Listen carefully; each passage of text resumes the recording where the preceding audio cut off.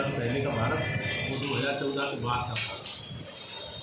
ये हम सब लोग देख ही रहे हैं, महसूस भी कर रहे हैं कि भारत की साख जो विश्व में बनी है, विश्व में हमारे प्रधानमंत्री की प्रतिष्ठा है, ये निश्चित रूप से भारत के हर नागरिक के लिए गौरव करने की बात है, गर्व करने की बात है।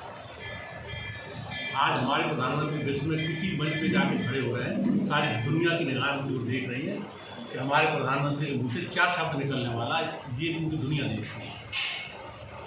ये हमारे लिए गर्व की बात है पूरे देश के लिए कि आज भारत की साख पूरी दुनिया में मोदी जी के नेतृत्व में, जो इसके पहले कभी भारत को इस स्तर पर नहीं था, वो ऊँचाइयों पर नहीं था हुआ। इसके अलावा भारत के अंदर की स्थिति आप सब जानते हैं, भारत में कई ऐसी ज्वलंत समस्याएं जिनकी वजह से देश को हमेशा पूरे विश्व पटल पे, आप कश्मीर को लेकर पूरे विश्व पटल पे हमेशा भारत की ओर उंगली उठाई जाती थी। तो वो उसका मुख्य कारण एक ही था, धारा 370, जिसकी वजह से एक नासूर हमारे देश में नासूर की तरह उठी, और 370। और इतने वर्षों से जनभावना हमेशा रही थी कि वो धारा हटना चाहिए, लेकिन कोई भी सरकार साहस नहीं कर पाई, चाहे उनकी राजनीतिक मजबूरियाँ रहे हों, राजनीतिक स्वार्थ रहे हों। लेकिन मोदी जी ने जिस तरह से आपको धारा 370 को उठाया, भारतीय जनता पार्टी के हमेशा से आगे कमिटमेंट भी था कि यदि भारतीय जनता पार्टी सरकार बने धारा 370 हटाएंगे। और हम सब ने देखा जब धारा 370 हटाई गई, एक झटके में हटी, किसी को एहसास नहीं था। और तब और उसके पहले भी सारे राजनीतिक दल ये कहते थे जिस दिन धारा 370 हटाने की जहमत कोई सरकार उठाएगी, पूरे देश में आग लग जाएगी और देश के टुकड़े हो जाएंगे, ये कहा जाता था सारे राजनीतिक दलों द्वारा। लेकिन जब मोदी जी ने साहस किया तो धारा हटाई, तो आप हम सब ने देखा कि इसके पहले देश में इतनी शांति कभी नहीं रही थी जितनी धारा 370 हटने के बाद देश में शांति। चाहे वो कश्मीर से लेकर कन्याकुमारी तक पूरे देश में शांति का वातावरण है, माहौल है।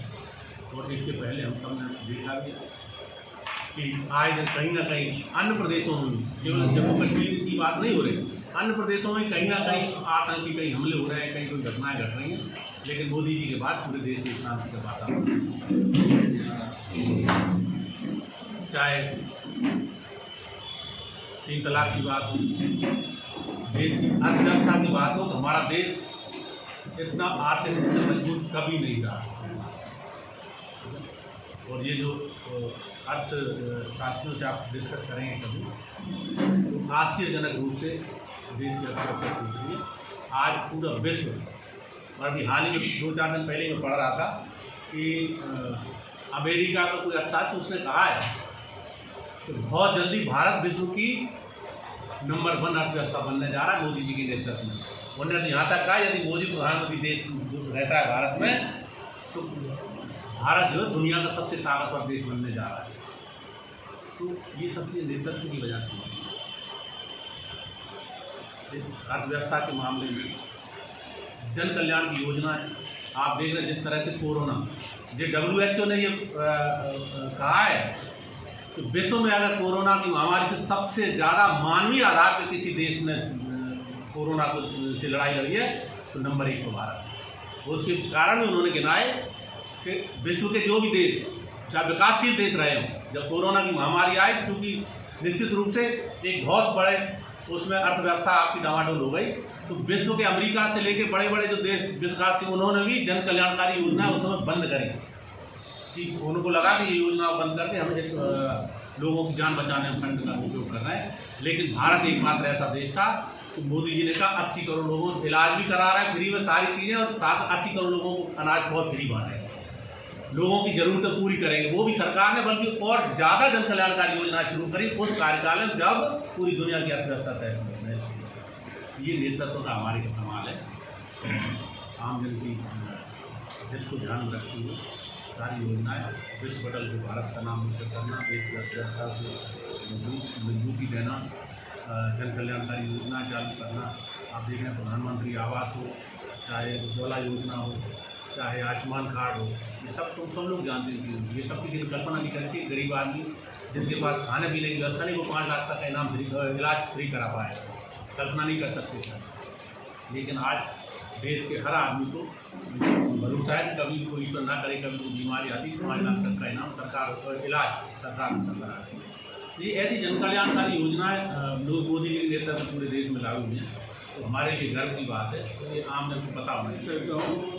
पहली चीज़ तो ये है कि हमने इतना विकास किया है, इससे भारत का प्रत्येक नागरिक भलीभांति परिचित। जन कल्याणकारी योजनाएं, लाभार्थी, हम बड़े गर्व से और बड़े विनम्रतापूर्वक ये कहना चाहते हैं कि 12 करोड़ से अधिक लोगों को हमने प्रधानमंत्री आवास दी, न भूत हो न भविष्य की। इतनी बड़ी योजना का लाभ इतने व्यापक पैमाने पर कभी नहीं हुआ। 8.5 करोड़ लोगों को हमने शौचालय दी, लाखों लाख लोग आयुष्मान कार्ड योजना का लाभ लिया। ऐसी अनेक योजनाएं हैं जिनके लाभार्थी करोड़ों में हैं और कुल मिला के 35 से 40 करोड़ परिवार, ये व्यक्ति उस किसी न किसी जो परिवार के सदस्य हैं वो उस योजनाओं से हमने लाभ लिया है। आपने जो पहला प्रश्न किया है, ऐसी क्या आवश्यकता है कि हम लोग इन विषयों को रख रहे हैं। देखिए, हम लोग राजनीतिक दल हैं, वैचारिक अधिष्ठान पे हम चलते हैं। विचार हमारे लिए होता है वो दोनों चीज़ें, विचार और विकास। तो किसी भी राजनीतिक दल के लिए बहुत ज़रूरी है कि वो अपना रिपोर्ट कार्ड पेश करता है कि हमने ये किया है, वो अपना काम बताता है कि गए 12 वर्ष भर में, 2 वर्ष में, 3 वर्ष में, 5 वर्ष में, तो गए 9 वर्ष में हमने इतना किया है, वो हम जनता के समक्ष रख रहे हैं। इसमें इस तरह की कोई बात नहीं है। मैं तो आज बड़े संतुष्ट होकर और आश्वस्त होकर इस बात को कह रहा हूँ कि 2023 में और 2024 में दोनों में भाजपा पार्टी की व्यापक जीत होगी और जितनी सीटें हमने 2019 में जीती थी 303, उससे ज़्यादा सीटें भाजपा को 2024 में। देखिए, विकास अपना यहीं से दिखता है। जिले की पॉपुलेशन 6 या 7 लाख जो भी है, 8.5 लाख है। 8.5 लाख में से मुश्किल से शायद 2 या 2.5 लाख रुपए देश की यात्रा करते होंगे, बाकी 6 लाख जो लोग हैं वो इस जिले में रहते हैं। तो अपन इस जिले के विकास से बात करते हैं। आप चंदेरी को बिलोंग करते हैं, चंदेरी की स्वास्थ्य व्यवस्थाएं क्या है? अगर आपके इधर कोई फ्रैक्चर होता है तो आपको कहाँ जाना पड़ता है? ये विकास कहाँ आपका है? नहीं, ऐसा नहीं है। चंदेरी में जो सामुदायिक स्वास्थ्य केंद्र है उसमें भी जो भी स्वास्थ्य सुविधाएं हैं वो अच्छी हैं, बहुत अच्छी हैं। नहीं, कितने डॉक्टर हैं आपके पास वहाँ? मेरे चंदेरी और पूरा आसपास का क्षेत्र कितना कनेक्टेड है? तो विकास की अगर अपन बात करें, चंदेरी अगर में वहाँ एक हड्डी भी टूटती है तो लोगों को कहाँ इलाज के लिए पट्टा बनवाने कहाँ जाना पड़ता है? चंदेरी में इसमें 5 डॉक्टर हैं और 3 डॉक्टर हैं। 5 3 है, उसमें एक आयुष डॉक्टर है, 2 वो वाले। नहीं, 5 डॉक्टर हैं। Doctor Khirka, doctor Gupta, doctor Rahul Yadav और हमारे यहाँ की बेटी जो लोधी है, उसका नाम मुझे प्रतीक्षा लोधी, वो भी चंदेरी में, और एक डॉक्टर जैन, ऐसे 5 डॉक्टर हमारे यहाँ के। तो अटैच है। तो ये अलग विषय है कि वहाँ से उनको यहाँ रख लिया। और डॉक्टर प्रशांत दुबे, वो BMO ट्रांसफर हो गया होगा, वो BMO करके चंदेरी, हमने कल ही परसों ज्वाइन किया है चंदेरी में। तो ऐसे 6 डॉक्टर हमारे यहाँ हैं और 8 की कुल वैकेंसी थी, ऐसी मेरी जानकारी है।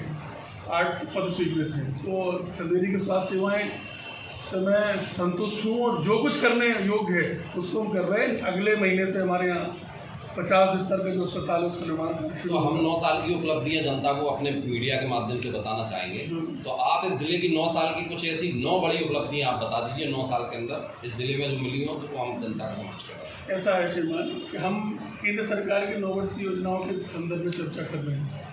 तो आप गाँव-गाँव में जाके उन लोगों को देख लें जिनके सरों पे छत नहीं थी, जिनके सरों पे छत नहीं थी, फूस की झोपड़ी में वो रहते थे।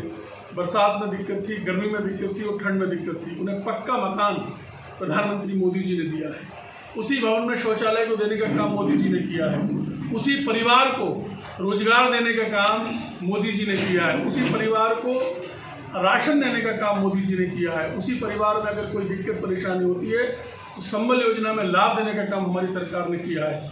उसी परिवार में अगर कोई बेटी होती है उसको लाड लक्ष्मी देने का काम हमारी सरकार ने किया है। हम उसी परिवार में अगर कोई दिक्कत परेशानी होती है, उस समय कितनी योजनाएं गिनाऊंगी। प्रत्येक परिवार में एक परिवार भी ऐसा नहीं है जिसको शासन की किसी न किसी योजना का लाभ ना मिला। और मैं व्यक्तिगत तौर पे, एक राजनीतिक कार्यकर्ता के तौर पे, मैं स्वयं को संतुष्ट मानता हूं कि हमें जितनी जनता की सेवा करना चाहिए थी 9 वर्ष हमने की, और हम कृत संकल्पित हैं, कमर कस के बैठे हैं कि हम और पूरी ताकत से जो कुछ करने को शेष है उसको हम करेंगे।